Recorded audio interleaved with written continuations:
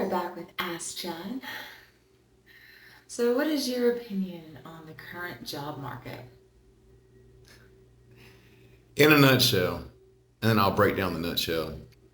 It's like the dating scene or the dating market. Think of it like this. Let's just check this scenario out. So, on the dating market, uh, a woman has an idea of the man she wants. So, she wants this type of guy. He makes this type of money, looks this type of good, none of this, a lot of that, whatever it may be. Well, that guy usually ain't looking for that type of woman. If it was, she wouldn't have such a hard time getting that type of guy. So what she does is, since that guy won't quote unquote date her, she'll settle for somebody that's good enough. So her first choice doesn't want her. So the second choice, so yeah, he's desperate. So he's like, yeah, I'll do that, whatever. But she doesn't give him his best. So instead of what she would give to choice one, she ain't giving to choice two. And being that she ain't giving to choice two, she ain't never satisfied. He ain't never satisfied. She ain't never satisfied. It gets worn out. So I have to say maybe 5 years. That's why the divorce rate is.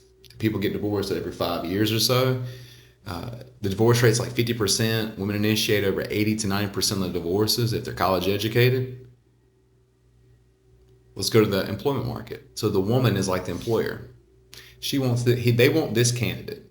They're like, we want this guy or woman, whatever it may be, that has this type of pedigree, that has this degree, blah, blah, blah, blah, blah.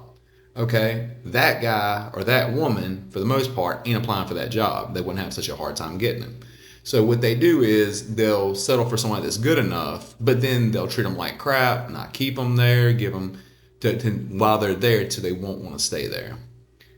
They don't give them the training necessary to make that person that they settled for as good as the top one, but they'll give them the environment to where they don't have to overcommit. Same thing with the woman having to overcommit to the man. To the second choice, the employer isn't going to overcommit to the second best choice. So the person that they settled for isn't happy. They're like, they need a job, they're willing to work it, wherever it may be, and then until they find something else.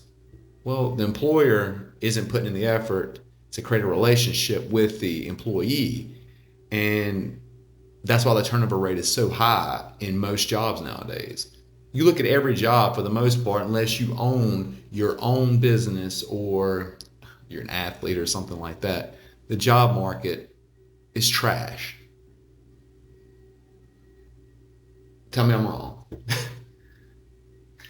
I think there's a lot of people out of work, higher than normal.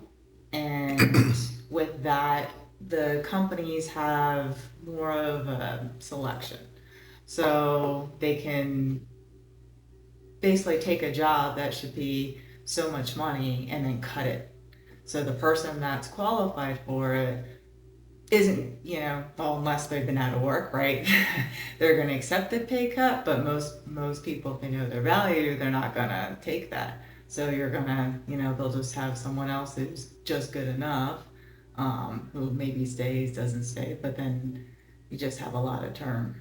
They give them enough of the carrot to stay compared to somebody they would have gave a fully cooked carrot, like you're getting an animal to uh, pull a trailer, pull a wagon, whatever it was back in the day. You give them something, they're treading the grain basically. Well, they get them just enough to stay, but they're not doing anything to make the environment better. So when that happens, that's why the turnover rate is so high. And both the employer and the employee aren't happy. They're not satisfied. It's just like in the dating market. Like I said, that's why marriages don't last. You'll see multiple women that's been married multiple times with multiple kids by multiple men, and they just keep on doing the same thing because they settle for just good enough because they couldn't make themselves able to commit to the guy or want to be committed to the guy that they wanted, if that makes sense. Like that guy did not want them. Well, they didn't provide the environment to where that guy would commit to them. They know they could find a better choice somewhere else, or they got what they wanted and didn't commit. Same thing with the employer. They're like, well, we don't have to put a lot of money into this person. They'd rather not put much into that person and allow the high turnover rate than to sit here and save time, effort, and money to be able to keep and retain employees. Look at, I think it's UPS. I was watching a video or something on it the other day.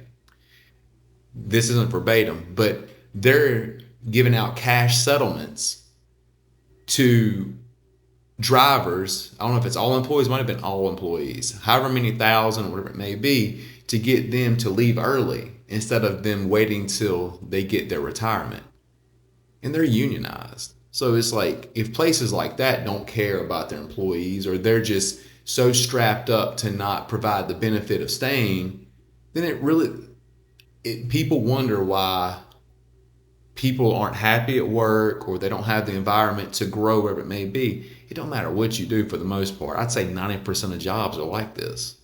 And it's only going to get worse over time because that relationship isn't there. I mean, people compare it to the 50s where you could work a job at Sears or something like that, provide for a family of 4, and be able to get a retirement and be able to live comfortably. Fast forward to 70 years later, you can't do that no more. You have to have a 2-person income. You have to even have a remotely comfortable family living. It's not what it used to be, and it's only getting worse because that relationship isn't there. And at this point, I mean, you're better off trying to work for yourself, which isn't easy, I'm sure, and because that's, me and her have thought about it. And you're also wanting to have a sense of fulfillment and accomplishment. Most jobs people work don't have that. Same thing with relationships. They don't have fulfillment and accomplishment because both people are like roommates. There's no fire. There's no spark. There's none of that. The girl that gets crazy monkey with a man that she pined for 20 years ago ain't doing it with the guy now because that guy wouldn't commit. But this guy will. He's just good enough. It's the same thing with employers. If they want to retain an employee that they really like, they got to allow that employee to be what they want it to be. They got to provide an environment to be able to attract that perfect candidate, if you will. They're not doing it. It don't matter if you work in security, no matter if you work in the medical field, unless you're a physician of some sort with your own practice. Everywhere I've seen it in multiple avenues, it's the same scenario, and it's only getting worse. It's a smack in the face, basically. No matter where you work, there's no, again, fulfillment and accomplishment for that person, and the employee isn't satisfied, and it's just a recipe for disaster. Yeah, like so many people out of work are trying to find other avenues for other jobs. And all they do is change jobs. I'm going to work here until I can do this, and work here until I can do this. And just like I've heard before, I think it was Rich Cooper said it, job stands for just over broke. So if you're working a job just to stay above water, so to speak, what is your escape? What is your plan to get out of this to be able to turn it around? Same thing with dating. If you keep getting the same kind of candidates dating, whether it be man or woman, and you want a better, higher echelon of woman, if you're a guy, or a man, if you're a woman, whatever it may be, you need to work on yourself. You need to make yourself into the man that attracts that said candidate. And that's what employees need to do. Or look to work for themselves. The same thing, if you don't like the dating market and you don't want to sit here and work on yourself, well, then don't get mad at the results. Just be by yourself. What is it? Complacent? No, well, you're being complacent, but you're also being celibate. Just be involuntarily celibate. That's what they call these incels. That's why women choose who they have sex with. Men choose who they have relationships with. Women are the gatekeepers to sex. Men are the gatekeepers to relationships. It's like employers. Employers are the gatekeepers to employment, and the employee is a gatekeeper to if they want to stay there and provide value there or go somewhere else. You're not helping each other.